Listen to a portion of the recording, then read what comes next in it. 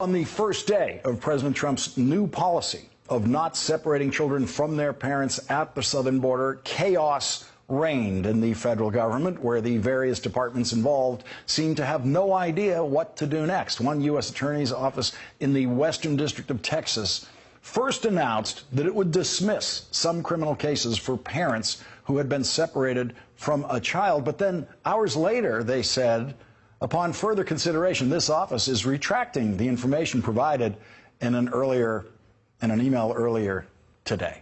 And then they actually came up with another announcement modifying that announcement later. We'll tell you about that one later. That one's much more complicated. And into all of that chaos, in a secretly planned, unannounced trip to the southern border, came the First Lady of the United States. It was a trip like no other by a First Lady in a humanitarian crisis like this for a few reasons. It now includes a fashion controversy that some people, including her husband, are trying to turn into a political controversy. And this trip revealed less useful information than any trip by any other First Lady would have in a situation like this. The First Lady's trip was cut short, quite understandably, by the way, by the pounding rains that have created some flooding conditions in the area in some of the places that prevented her from seeing the most important facility that she was scheduled to see, the one that really mattered, the one that is the largest Border Patrol processing center in the country. That really was the important thing for her to see. But because she couldn't, that meant that her visit turned out to be limited to one of the smallest facilities that is dealing with this crisis population of children. It is a Lutheran-run facility that incarcerates only 55 children ages 12 to 17. The only part of her visit there that was televised was her discussion with the staff of the facility, where she asked just a few questions like this one. Those children, how many times they speak with their relatives or families per week, for example? Well, the children are allowed to communicate with their family twice a week. Mm-hmm. And she heard glowing reports of life in incarceration for these teenagers, not from the teenagers. This is their home, and it's, they refer to these as shelters, but it is really a home for the children. This is their house, so their bedrooms are their bedrooms. The First Lady boarded her flight to Texas wearing a $39 jacket, the least expensive garment she has ever been seen wearing.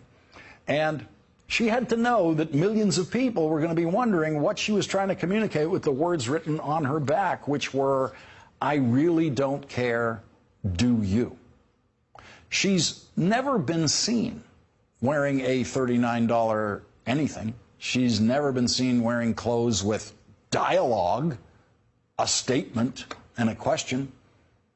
And on a day designed to show how much she cares, well, the internet got pretty excited about it, and after hours of online excitement, and for some people outraged that she would have a jacket saying, "I don't care," when she was on her way to Texas to show how much she cares, when her plane landed back at Andrews Air Force Base, First Lady very deliberately put that jacket back on again.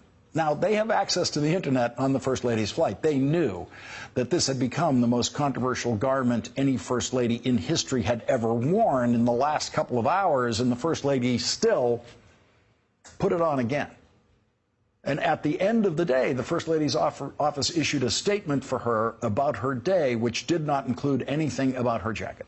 The only thing she said about the children in her statement was, quote, "The children were eager to learn and were kind and in good spirits."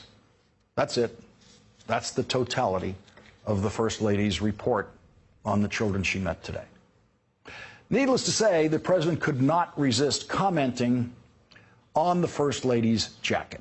He tweeted, "I really don't care, do you?" written on the back of Melania's jacket refers to the fake news media. Melania has learned how dishonest they are, and she truly no longer cares, exclamation point. Well, okay. Donald Trump's definition of the fake news media certainly includes me. He has attacked me for years on Twitter. But here's something to think about in the First Family's television viewing patterns. We know that the president doesn't just watch Fox News. He takes direction from Fox News. He gets ideas from Fox News. And no one on Fox News ever suggested that Melania Trump should go to the border. No one on Fox urged Melania Trump to go to the border. So we know Donald Trump didn't get the idea from Fox if it was his idea. And we know Melania Trump did not get the idea to go to the border from Fox News if it was her idea. So where did she get the idea? Who in the Trump White House or the Trump family has ever exhibited the sensitivity to realize that this was a First Lady moment, that this is what the First Lady should do? If it was Melania Trump's idea, as I said, she sure didn't get it from Fox News, but here's an MSNBC moment from Monday night. And so we are at another possible First Lady moment, a moment where the First Lady can actually do something that none of the rest of us can. In the jails that Donald Trump is now running on the southern border for children and toddlers and babies, the rules say that none of the people working there can touch the children. Melania Trump can give one of those untouchable little girls the warmth she deserves, the hug she deserves, from one immigrant to another. Now, I said that again on Tuesday night when I was doing our coverage from Brownsville, Texas. So I just have to wonder, is it possible that while the president is taking dictation from Fox News, the First Lady is in another room somewhere watching another news channel and getting ideas of her own? Thanks for checking out our YouTube channel. Subscribe by clicking on the button below for more from The Last Word and the rest of MSNBC.